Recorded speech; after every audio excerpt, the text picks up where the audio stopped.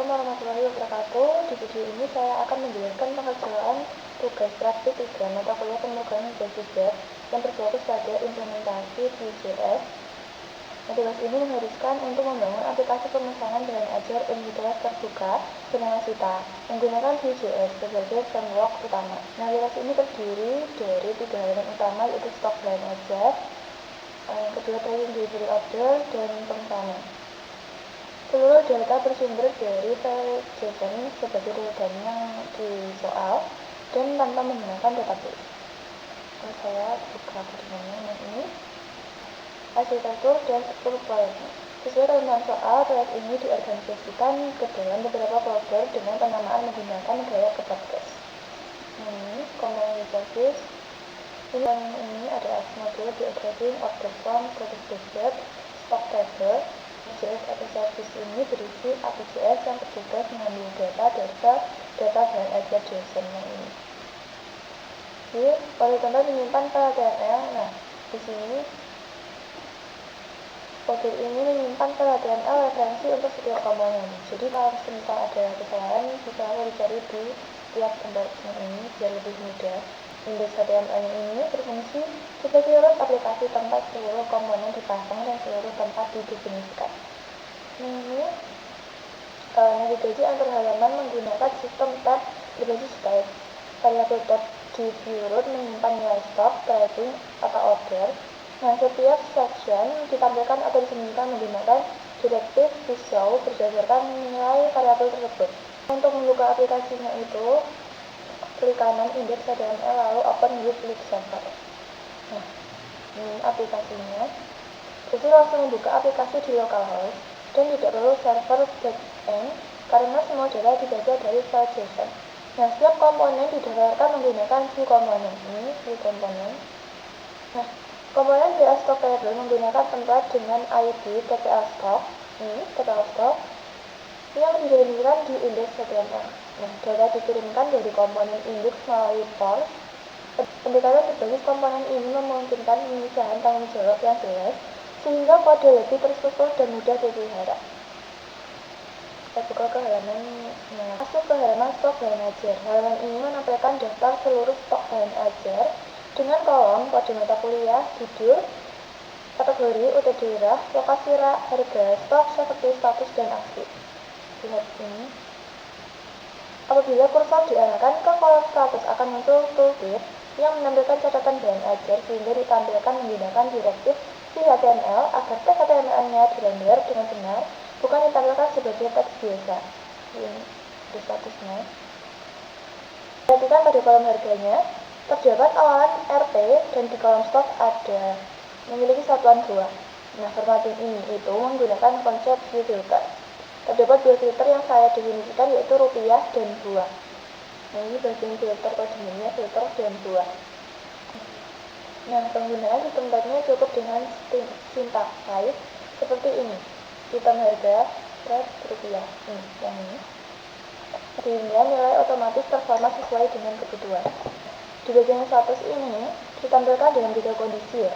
Aman berwarna hijau dan menipis berwarna kuning, sedangkan kalau kosong nanti akan berwarna merah. Seperti ini. Jadi di atasnya kan juga tertampil ini stok amannya ada 2, pemiliknya 2, dan stok kosongnya 0.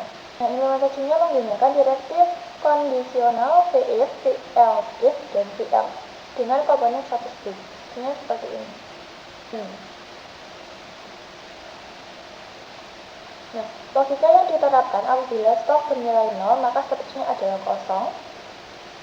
Apabila stok kurang dari safety stock, maka akan menipis, dan apabila stok mencukupi, maka statusnya adalah aman. Saya coba filter, pilih UTD daerah, lalu muncul filter kategori. Jadi saya coba di UT Jakarta.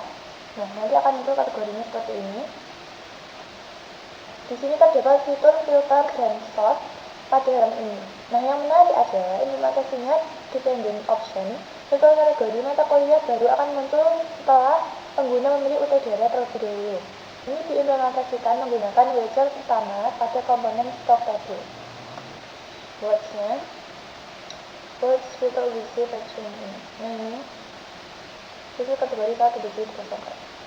Saat filter OBJJ ini dikosongkan ya, maka filter kategori akan otomatis terreset. Jadi selain itu, hasil filter dan shot diproses oleh compute property, bernama filter stock, sehingga hasilnya di-change oleh view dan tidak dihitung ulang kecuali ada perubahan data yang relevan. Nah, misal saya mau tambah bahan ajar baru, nah terdapat fitur tambah, saya simpan langsung, ini maka ada keterangan wajib diisi. Jadi saya isi dulu, saya coba tambahkan ya sesuai.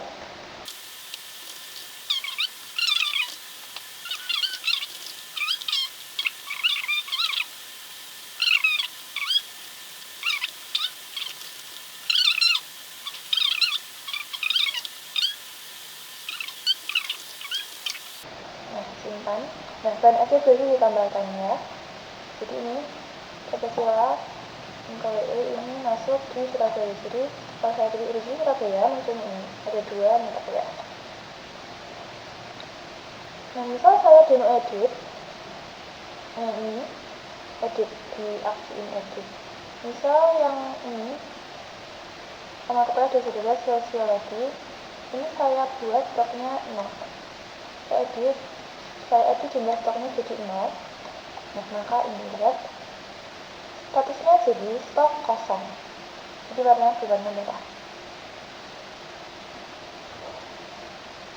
Ini bisa diedit kan? Nah, stoknya menjadi kosong. Nah, lalu saya coba hapus mata kuliah. Jadi yang kosong ini saya hapus saja. Nah, konsentrasi hapus. Apakah Anda yakin ini menghapus bahan ajar? Nah, tindakan ini tidak dapat dibatalkan. Jadi untuk menghapus data, pengguna saya mengklik ikon hapus, kemudian muncul pop-up konfirmasi menggunakan komponen apps modal. Data baru akan dihapus dari array setelah pengguna mengonfirmasi tindakan tersebut. Saya klik dihapus. Nah, bahan ajar visit 401 berhasil dihapus. Lalu saya berpindah ke tracking DO. Pertama tracking DO dari order di bagian atas ini terdapat ringkasan statistik total DO, jumlah yang sedang dalam perjalanan, dan jumlah yang telah terkirim. Nilai-nilai ini dihitung secara otomatis menggunakan compute property. Terdapat fitur pencarian berdasarkan nomor DO dan NIM. Nah, pengguna dapat melakukan submit pencarian dengan menekan tombol enter. Nah, ini jika kita klik enter aja langsung bisa mencari. Nah, lalu kalau untuk resetnya langsung di escape. Nah, seperti ini jawabannya. PDW dan keyboard ini ditangani melalui metode onSort reader. Jadi pada bagian ini kodenya. Nah, implementasi event keyboard ini bertujuan meningkatkan kemudahan interaksi pengguna tanpa harus berpindah ke mouse. Jadi cukup pakai keyboard saja. Nah, lalu pindah ke timeline perjalanan. Nah, setiap delivery order menampilkan riwayat perjalanan dalam bentuk timeline. Data perjalanan merupakan sebuah array sehingga direnderkan menggunakan direktif V4 dengan indeks berbasis angka. Adapun daftar DO itu sendiri menggunakan V4 berbasis nama, yaitu iterasi langsung pada object tracking. Nah, dengan demikian, kedua jenis V4, zero base index maupun nama base, telah diterapkan sesuai indikator capaian. Ini riwayat perjalanannya dalam bentuk timeline.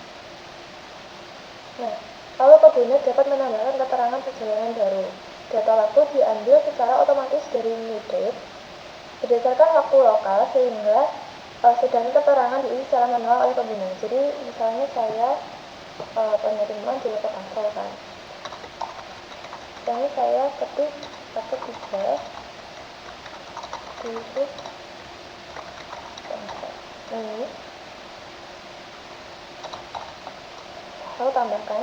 Nah, keterangan perjalanan ditambahkan. Jadi pakai 3 di Tangsel. Waktunya sesuai sama waktu sekarang. So, saya buat DO baru ya, buat DO baru.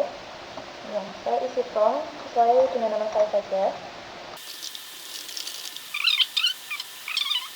Dan buat DO baru. DO berarti dibuat.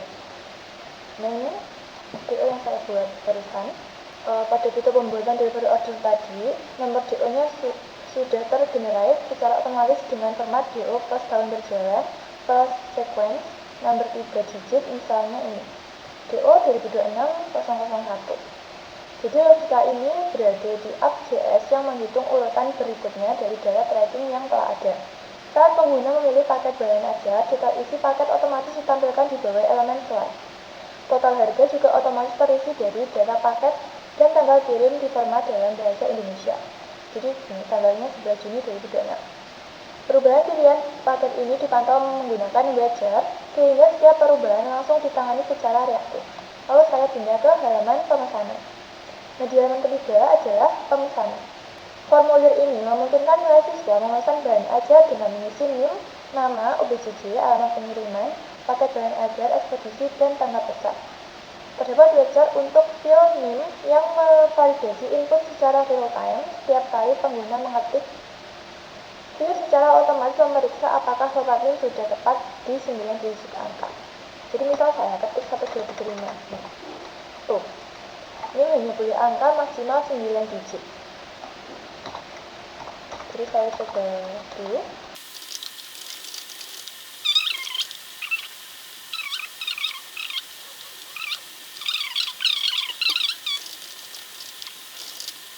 Pemesanan NIM, paket, tanggal pesan, nama, ekspedisi, dan totalnya.